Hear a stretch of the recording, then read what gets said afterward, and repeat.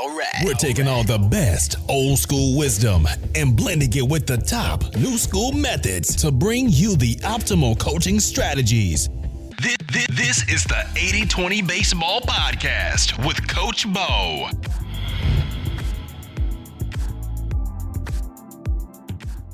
Welcome all you great coaches. This is Coach Bo. We are here at the 80-20 Baseball Weekly Get Together coming out every Tuesday. This episode, we are going to discuss hitter priorities, bat speed, bat to ball skills, swing decisions. I'm going to tie this in with a professional coach's Twitter survey, questionnaire, poll that he put out the other day. We're going to talk about that. We're going to discuss how police traffic enforcement relates to our expectations, our rules, and the consequences that come with those, and the drive to have a more disciplined team. So I'm going to talk about how those are interrelated and interconnected. And I'm sure after you hear it, you will all know exactly what I'm talking about when I connect those two completely different things in our life together. If you've been listening to this podcast and you can vouch for it, please leave a review. Please leave at least a rating at a minimum on your podcast platform, because that does help get this message out to more coaches to make the baseball community better. And that's why we're here. That's why this podcast is here. This is why we do what we do, is to make the baseball community a better place. Not cross our fingers and hope it does, but really trying to make a difference in the baseball community, the youth baseball community specifically. My goal here is to be the compass. There will be errors along the way. We all will make coaching errors. When I was first starting out as a coach, there was a lot of things, and definitely as a teacher, my first full-time job was inner city LA kids, inner city LA County, I should say. It was North Long Beach. The campus literally bordered Compton. Most of my students were from Compton and Watts, a few from North Long Beach, a few from Paramount. And I'll tell you what, there was a lot of mistakes and there was a big learning curve. But I'll tell you what, once I got over that curve, once I got over that hump with the grace and the support of three tremendous mentors that had been teaching, I think a combined like 75 years, they helped me make fewer mistakes. And as a coach, the things that I learned in a PE classroom with 60 kids that were as challenging as they get when it comes to coming from dysfunctional community families, it just was what it was. It is what it is. And it was really a great fit for me. I loved every second of it. And I did it for 12 years in that same area until I moved a few years ago up here to Boise to get away from all that traffic and smog and trash everywhere. And in those 12 full years, I learned so much. And as a coach for 17 years, I learned a lot. I made a lot of errors along the way. I want to be a compass here. We want to work together, and I curate a curation of such great wisdom that came before us out there in the baseball community, and that wisdom that is out there right now. What I feel is a strong suit of mine is to quickly assess and identify what strategies, what coaching strategies, teaching strategies are optimal or are really good and which aren't. I look at the results that coaches get. I look at continuity, consistency across years, across seasons with those results. I back test it against my experiences, both in the classroom, almost 2,400 days working inner city as a PE teacher. Being a PE teacher is essentially a coach. I actually think it's more challenging. I think what I did in the PE classroom was more challenging than coaching baseball teams, because one, I had a lot more kids. Two, most of the kids didn't want to be there. Three, it was inner city kids who, to no fault of their own, came from extremely difficult situations, chaos, a lot of issues. And I learned really quick what worked and what didn't work. And then I could connect it with those things that I saw working really well in the baseball community, what I would hear, what I would see working. Some of you are old enough to remember there was a commercial by BASF. It was on all the time when I was younger, back in the late 80s, 90s. This BASF commercial would always say, "We don't make the products you buy, we make the products you buy better." I don't bring you all these coaching strategies. I didn't build all these myself, but I'm trying to bring these strategies and then even try to improve them when we can. And that's what I'm here for, to be a compass, to be a curator, to give you something in a concise, clear direction. Speaking of concise and clear, let's get into it here. The other day, a professional baseball hitting coach posted on Twitter, which is most important for a hitter? A, bat speed. B, bat to ball skills. C, swing decision / approach. If you've been listening to the last almost 4,000 minutes of this podcast, 120 episodes, you know exactly what my answer was. You could say all of them are important, of course, because if your bat speed is too slow, you'll never catch up to anything. And it doesn't matter if it's right down the middle and the hitter has a great approach, a great plan. It doesn't matter if you can't catch up. They'll just throw it right down the middle or eventually throw enough fastballs over the plate and you will strike out eventually or go down looking. Either way, it's not a good result. And hopefully you cross your fingers and get a walk. Now stay with me on this. The second one was bat to ball skills. Bat to ball skills. This would be like a Vladimir Guerrero Sr., an Ichiro. I'm throwing back some older names. Really great bat to ball skills. Tony Gwynn, really good bat to ball skills. Is that important? Sure, because you could be on time, but if you're 6 inches above or below the ball, you're never going to hit it. Or if you just miss it every time, you don't square it up. The problem with this question is it kind of throws three things into a category that I believe are not, or they should not be in the same category per se. Bat speed and bat to ball skills involve a swing. Swing decision and a hitting approach involve much more than that. And they involve what pitches to swing at and what pitches not to swing at. It doesn't necessarily have to do, or in this case, in this question, it doesn't have anything to do with the swing itself. So it's talking about two things that are related to the swing and one thing that's not. I think a better way to handle this would be to break down what are the priorities, what's more important for hitters, say bat speed, bat to ball skills, power, bat path, bat angle, launch angle, etc. Things that actually have to do with just the swing, and then get into what's more important with the hitting approach and break that into some subcategories. There are some questions about the approach itself. But that leads me to my answer. I'm a fan of prioritizing the swing approach and the swing decision. Like Ted Williams said, the number one thing a hitter must do, the priority, the number one thing that they must prioritize is to get a good pitch to hit. Of course, he's talking with less than 2 strikes, but he's also referring to, or you can extrapolate from that we shouldn't swing at terrible pitches with 2 strikes, those pitches that are bouncing in the dirt or up at our eyes. I have seen over and over and over again, hitters not struggling to catch up to the average pitch at their level, or more often than not, they are able to catch up. Their bat speed is sufficient. Maybe it's not enough to produce home runs, but most players have enough bat speed that if they are to start their swing a little early, their rhythm speeds up just a little bit, they can and will catch up. At least at a minimum, they can drive the pitch the other way. Now, if they're facing uber elite velocity, that's a challenge for anybody. So that's maybe something a little bit different. They might get the pitch thrown by them from time to time with that 95th, 98th percentile velocity. But most hitters, even the worst hitters, can figure out a way to get their swing on time for your typical, definitely your slower velocity, your typical average velocity at their level, at their respective level. So I don't see that as a big issue. And bat to ball skills. I believe that most hitters, youth baseball hitters, bat to ball skills are probably in a place that's good enough to have success, to have some success as a hitter, insofar as their eyesight is good. And you may think, what am I talking about? Hitters that have bad eyesight or haven't been diagnosed and need glasses or contacts, that surely can be a big time issue when it comes to bat to ball skills. Depth perception issues, blurry vision issues is definitely something that I think actually all hitters should be checked for. All players should be assessed. Their vision should be assessed before the season, or at least once a year, just to make sure everything that we're coaching them to do and everything they're working hard on is for naught. And I'm serious. If they can't see the ball or there's something with their vision that's keeping them from clearly seeing the ball come in and pick it up and see the depth perception, then everything else is for naught. So as long as the vision is good, I think the approach, in other words, the pitches that they swing at, is the most important thing. And it's not because one or two of them can't coexist without the other, because you can look at it like this. Without any of these three, if you take any of these three answers out of the equation, then the hitter will not have success. So you can't say, well, it's kind of that like triangle where if you take out the bat speed and they can't catch up. So if they just have absolutely terrible bat speed and they just can't catch up to the average or a slow fastball or definitely a faster, higher velocity fastball, well, then they'll never make contact. So it doesn't matter if they know what pitch is good or not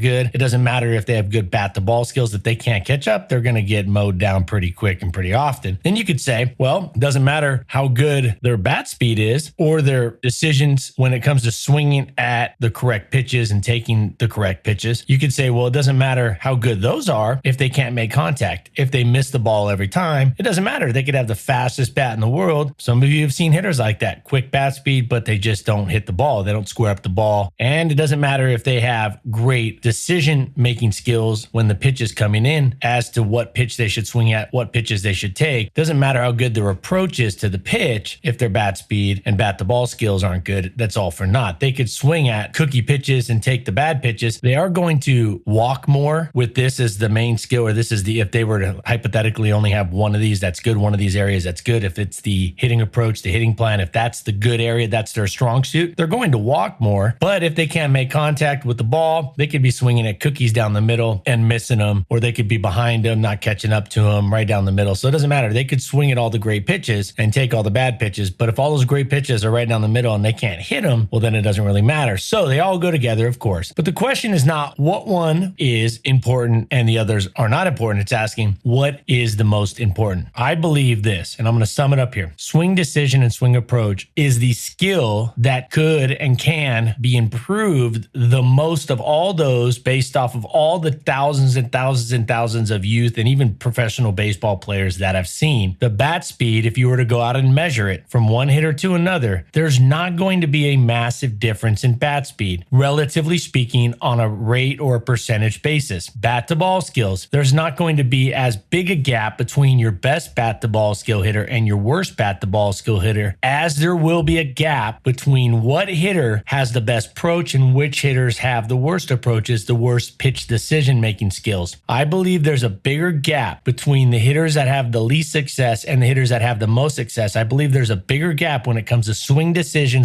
/ approach than the other two. But I've seen this across the board at every level. There is the biggest difference, the biggest competitive advantage is to coach up the swing decision and the approach, the swing decision and approach skills more so than the bat to ball skills. Those two other areas are important. Definitely. You want to have some bat speed and there's no reason not to increase it. Bat to ball skills, definitely want to increase that. In fact, I have recommended on the fall webinar, I gave out 2 specific drills that literally focus on bat to ball skills heavily. And actually they really spruce up the bat to ball skill challenge so hitters can get even better in the game and they can even have bat to ball skills come game time. I believe that the biggest difference between the good hitters and the subpar hitters in terms of productivity right now in your area, in your league at all levels is that swing decision / approach. I think there's a bigger gap between the haves and the have-nots when it comes to that skill. And that is why I believe it's the most important. Of course, each of these bat speed, bat to ball skills, swing decision / approach, without one of those, it's going to be really difficult to hit and sometimes impossible without all of these skills to some level of competency. But the biggest area of growth, the biggest area sitting there for improvement is coaching up the swing decision and approach. To me, this is the biggest competitive advantage sitting out there for the players and all of you coaches to take advantage of. I think there's the biggest gap to close. There's a bigger gap to close with that skill. So that's where I'll leave it right there. Bat speed, bat to ball skills, swing decision / approach. Of course, they're all important. They all play a role. Without one of them, hitting is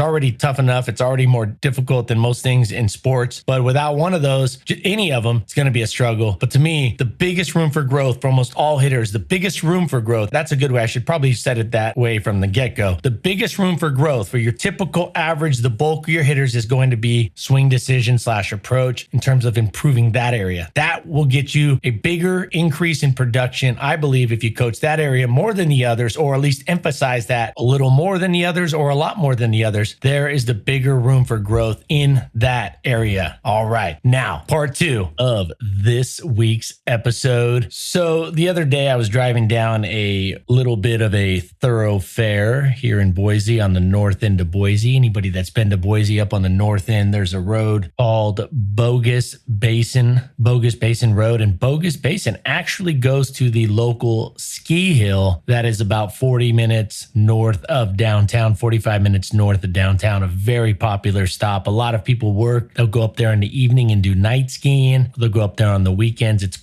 That's maybe the only place there's traffic in Boise during ski season going up to Bogus Basin, the ski area. But nonetheless, I'm driving down Bogus Basin Road and I found myself driving the speed limit, a few miles an hour over. It's a 30-mile-an-hour zone. It's kind of residential. There are houses, but they set back a little ways, but it's a thoroughfare. So it's not one of those residential areas, or should I say residential streets. It doesn't have that residential street feel. In fact, down the way, there is a stoplight. It's the only stoplight I come into contact with for weeks on end. But nonetheless, I found myself driving at the speed limit or just above the speed limit. I found myself hitting the brakes. I found myself checking my speedometer. And I thought, wait a second, I haven't seen a cop cop on this street. First off, I drive safe for the most part, but this is a downhill slope. And 30 miles an hour is not that fast when you think of overall driving and coming from Southern California, where if you're going 70 on the freeway, or if you're going 75 or even 80 in the fast lane, the far left lanes on the freeways in Southern California, you're getting honked at, you're getting buzzed by. People are literally going around you on the right to get past you if you're in the far left lane. They don't stand for that. Now,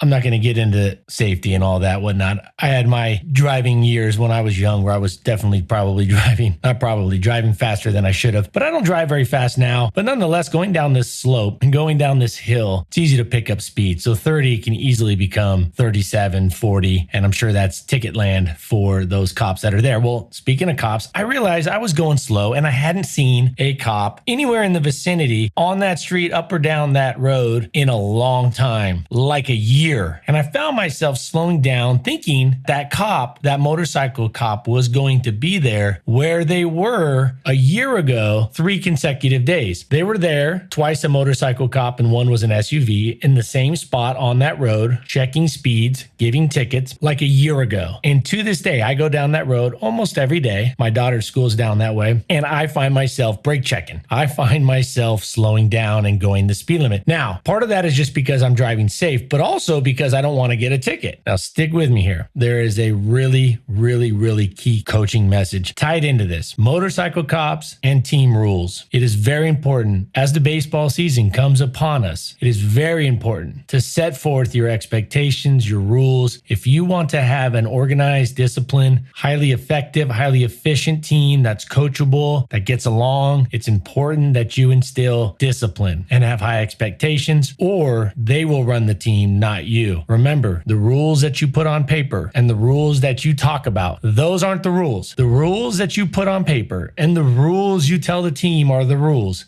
Are not the rules. This isn't a riddle. This is the truth. What you enforce as a coach, what you enforce as a parent, what you enforce as a boss, as a teacher, so on and so forth. Those are the rules. The rules are what's enforced. And to get our teams to be disciplined, because discipline equals success in a lot of ways. Discipline is not yelling and screaming. Discipline is not necessarily a drill sergeant-like environment. And when I mean not necessarily, it isn't. It can be very structured. It can have definitely some tight parameters, but there should be fun. There should be smiling. There should be laughing. There should be some lightheartedness. There should definitely be a lot of praise. And if you've listened to any of the episodes over the last few years on this podcast, you know praise is at the top of my coaching strategy toolbox and recommendation list. But to be a successful team over the course of a full season, and definitely for multiple years and having consistency, you have to have discipline. You have to have rules. I definitely think you should clearly articulate. I think you should have those rules in writing. I think parents and players should sign off on those rules. I think you should definitely verbally articulate and review those rules clearly and concisely, and the benefit, the reason you have them, the why behind the rules. You should give that very upfront, very clearly, early in the season, early and often. But at the end of the day, it's what you enforce. Now you're going, what does this all have to do with the motorcycle cop on Bogus Basin Road in Boise and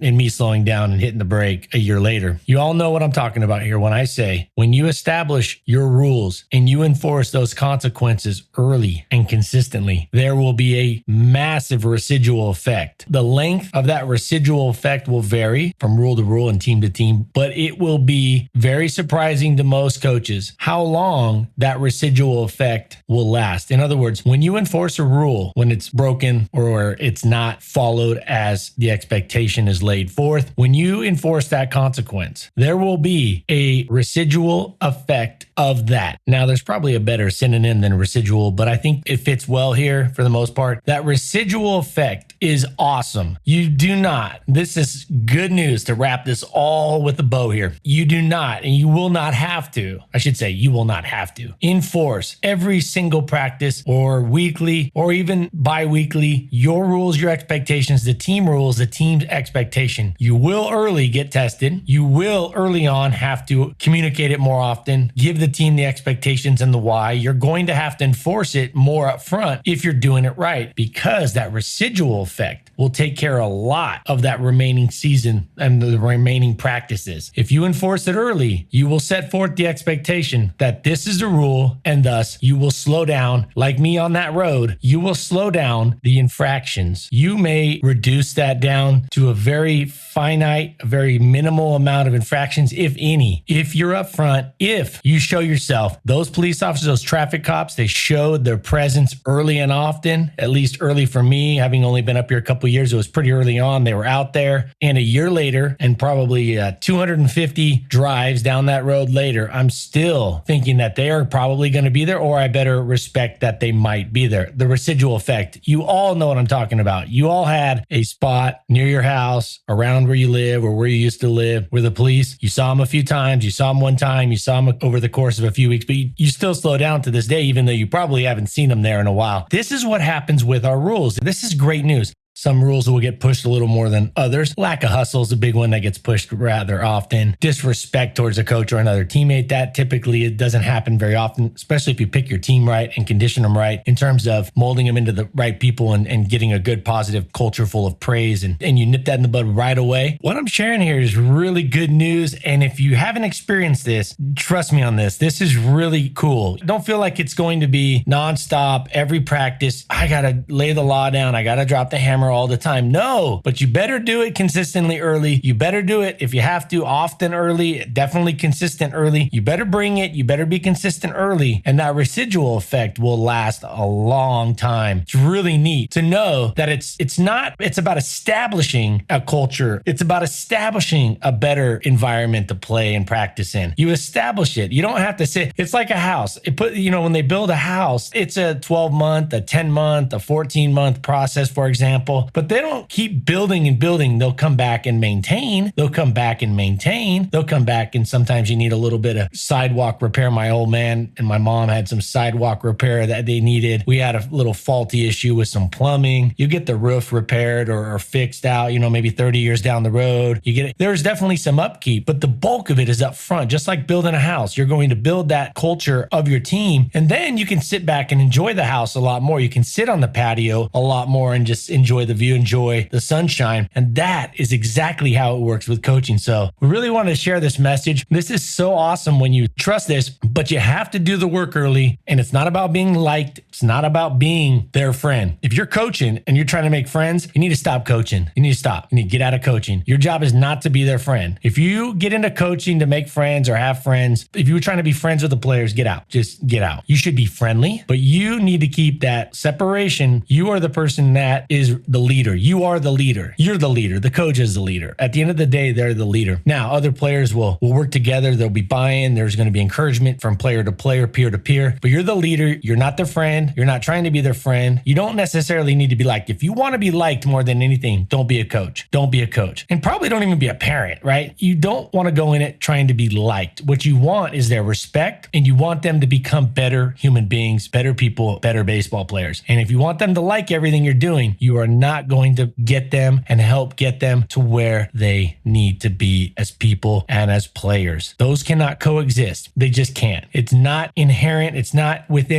human nature, especially kids and teenagers. It's not in their nature on average overall to like discipline. They don't enjoy they don't really like discipline. They're not begging for discipline. They need it. They know they want it deep down, but they're not going to like it all the time. Thus, they're not going to like you from time to time. And that's okay. Most of the kids aren't going to hate you, but there are going to be some kids that come across as not liking you. That's okay. They respect you. They probably like you that you're doing it. You will become a fan favorite, a player favorite if you do what I'm talking about.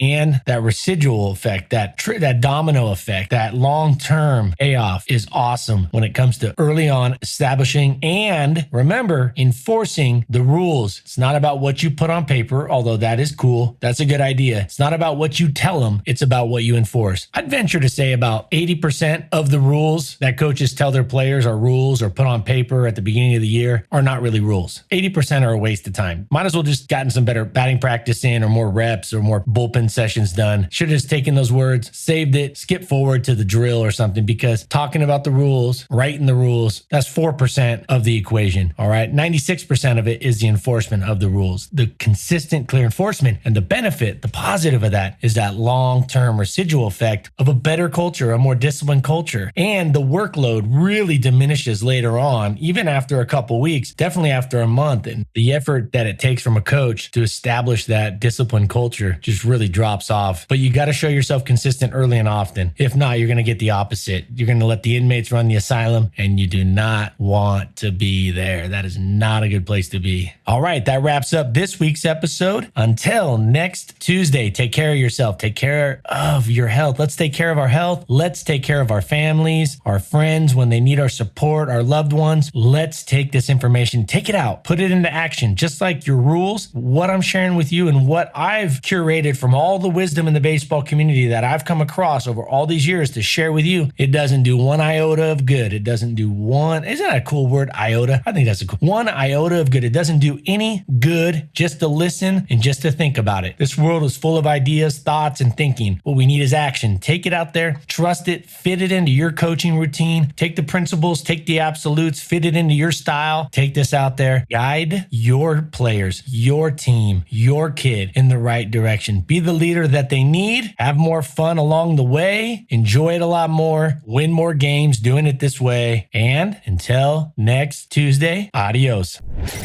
This has been the 80-20 Baseball Masterclass. Take it to the field.